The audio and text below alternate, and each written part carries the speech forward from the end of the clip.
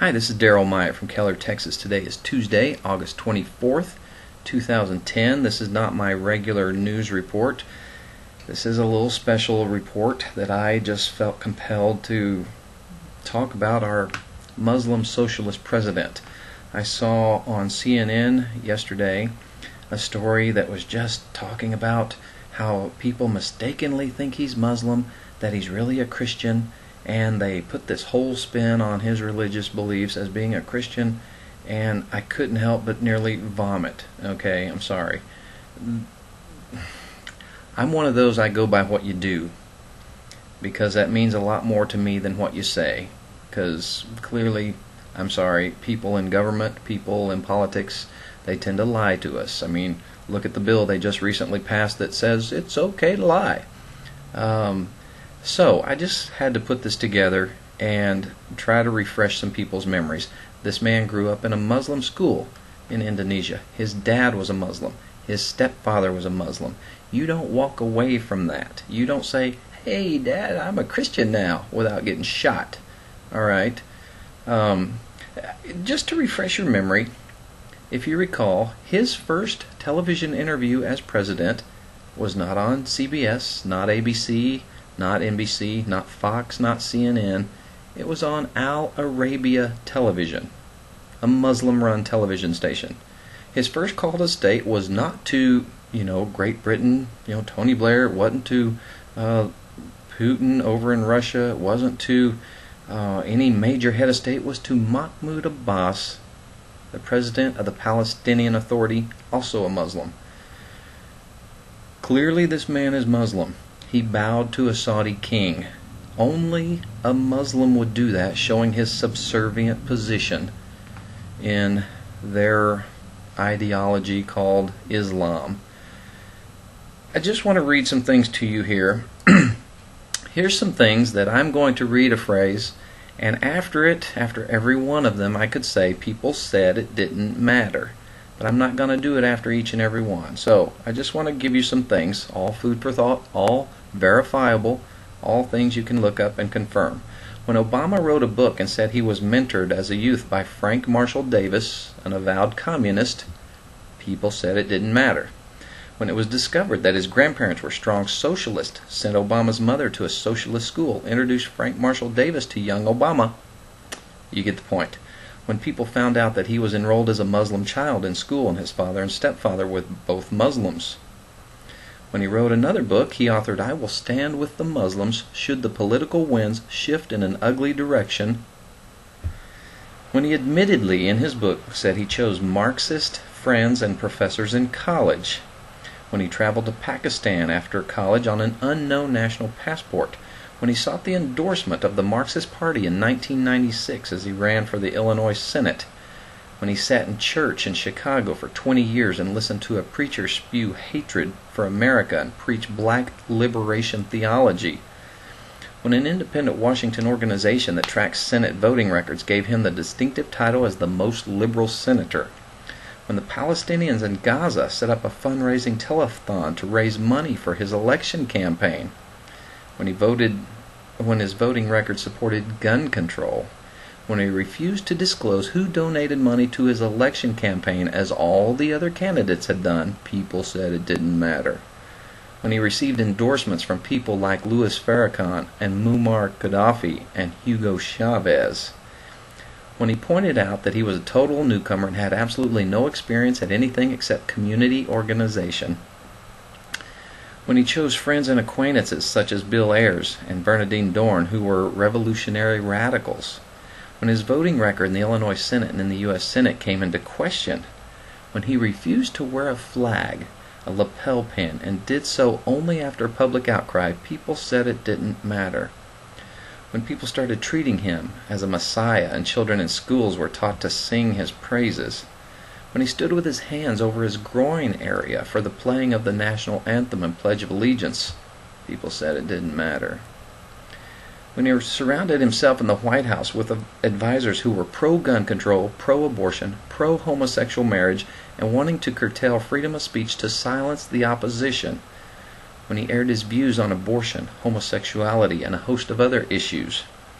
when he said he favors sex education in kindergarten, including homosexual indoctrination, when his background was either scrubbed or hidden and nothing could be found about him, people said it didn't matter.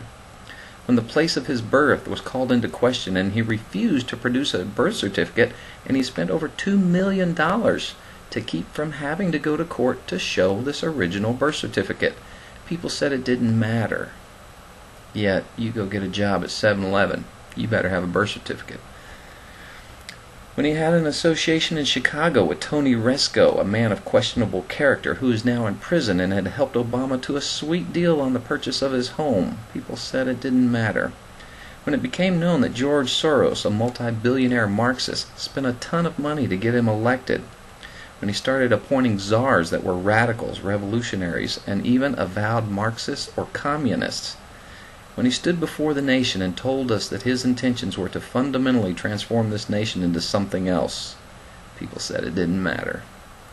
When it became known that he had trained Acorn workers in Chicago and served as an attorney for Acorn, when he appointed cabinet members and several advisors who were tax cheats and socialist, when he appointed a science czar, John Holdren, who believes in forced abortions, mass sterilizations, and seizing babies from teen mothers, people said it didn't matter. When he appointed Cass Sunstein as regulatory czar and he believes in explicit consent, harvesting human organs without family consent, and to allow animals to be represented in court while banning all hunting. When he appointed Kevin Jennings, a homosexual and an organizer of a group called Gay, Lesbian, Straight Education Network, as safe school czar, and it became known that he had a history of bad advice to teenagers, people said it didn't matter. When he appointed Mark Lloyd as diversity czar and he believed in curtailing free speech, taking from one and giving to another to spread the wealth, and he admires Hugo Chavez. When Valerie Jarrett was selected as Obama's senior White House advisor, and she's an avowed socialist. When Anita Dunn, White House communications director, said Mao Zedong were her favorite philosopher and the person she turned to most for inspiration, people said it didn't matter. When he appointed Van Jones, an ex-con and avowed communist, as Green Energy Czar, who since had to resign when this was made known. When Tom Daschle, Obama's pick for Health and Human Services Secretary, could not be confirmed because he was a tax cheat, people said he didn't matter. When, as President of the United States, he bowed to the King of Saudi Arabia. When he traveled around the world criticizing America, never once talking of her greatness, people said it didn't matter. When his actions concerning the Middle East seemed to support the Palestinians over Israel, our longtime friend, people still say it doesn't matter. When he took American tax dollars to resettle thousands of Palestinians from Gaza to the United States, people said he didn't matter. When he upset the Europeans by removing plans for a missile defense system against the Russians, when he played politics in Afghanistan by not sending troops the field commanders said we had to have to win, when he started spending us into debt so big that we could not pay it off, when he took a huge spending bill under the guise of stimulus and used it to pay off organizations, unions, and individuals that got him elected, when he took over insurance companies, car companies, banks, etc., people said it didn't matter, when he took away student loans from the banks and put it through the government, when he designed plans to take over the healthcare system and put it under government control, people said it didn't matter. When he set into motion a plan to take over the control of all energy in the United States through cap and trade, when he finally completed his transformation of America into a socialist state, people woke up, but guess what? It's going to be too late. All these little things one at a time seem inconsequential and insignificant, but you add them all up, and guess where we're heading? We're heading to a Muslim, Marxist, socialist state of America, where the government controls you and controls everything in it. Here's something else. He has taken the Constitution and just completely thrown it aside. Doesn't follow it, doesn't abide by it. Of course it says our president must be born in America. Well, he can't prove that he is. And he spent over $2 million so far to keep that out of court. Did you also know everyone uses this First Amendment about this mosque in New York. Freedom of speech, freedom of religion. Sure, okay. It also says that the government will not impose or side with any religion. Yet here he comes out and says, I'm all for this mosque at Ground Zero. Of course he is, because he's a Muslim. Okay? What a slap in the face for those that died there, to go ahead and let them have this mosque 2 blocks from Ground Zero, where the very Muslim people he wants to appease took out about over 3,000 Americans. One of the worst terrorist attacks on American soil. People seem to forget there's over 100 mosques in New York City already. Here's something. Let's just talk about that just briefly. This imam who wants to build the mosque near Ground Zero is touring the Middle East at the expense of the United States taxpayers. The Obama administration apologists at the Associated Press figure the trip will cost the United States $16,000. The imam, who used to be a very public figure in the United States, has disappeared since questions have been raised about his mosque project. Forbes reporter Claudia Rosette tracked him to Malaysia, where he refused to talk to her. The imam's disappearance act is in line with the disappearance of Secretary of State Hillary Clinton. She has sent underlings to defend the imam and the decision to have him represent the United States. Here's something you probably don't know. Our tax dollars are being used to build mosques. The State Department is sending Imam Faisal Abdul Rauf, the mastermind of the Ground Zero Mosque, on a trip through the Middle East to foster greater understanding about Islam and Muslim communities in the United States. And Mr. Rauf is scheduled to go to Saudi Arabia, Dubai, Abu Dhabi, Bahrain, and Qatar, the usual stops for Gulf-based fundraising. The State Department defends the 5-country tour, saying that Mr. Rauf is a distinguished Muslim cleric, but surely the government could find another such figure in the United States who is not seeking millions of dollars to fund a construction project that has so strongly divided America. A lot of people are very for this or very against it. There's very few that are in between. There's a few, they're like, I don't care, because, honestly, they just don't care. Did you know, though, Americans have been, with our tax dollars, funding other mosques around the world?